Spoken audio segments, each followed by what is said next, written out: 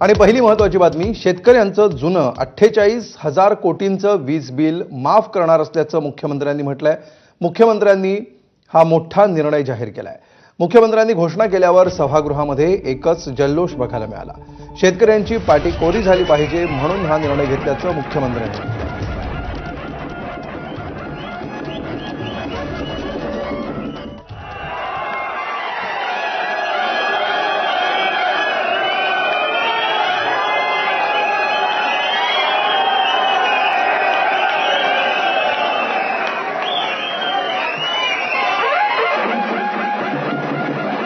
की 7.5 horse power पर्यंत आता तुम्हाला बिल येत नाही, पण तुमच्या प्रत्येकाच्या नावाने जुनं बिल आहे।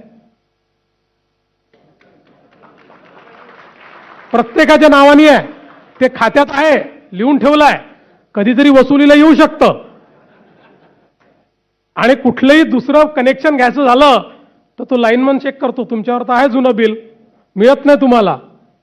आणि म्हणून आता मी हा निर्णय घेणार आहे की 7.5 हॉर्स पॉवर पर्यंतचं जे जुनं बिल आहे, 48,000 कोटी रुपयाचं जुनं बिल वसूल करायचं आहे।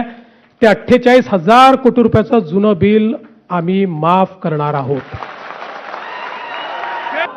शेतकऱ्याची पाटी ही कोरी झाली पाहिजे आणि त्याला नव्याने त्या पाटीवर इतिहास लिहिता आला पाहिजे, या दृष्टीनं घेतलेला हा निर्णय आहे।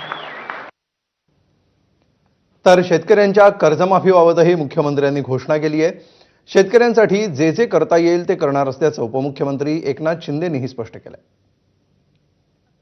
शेतकऱ्यांचं कर्जमाफी करणार म्हणून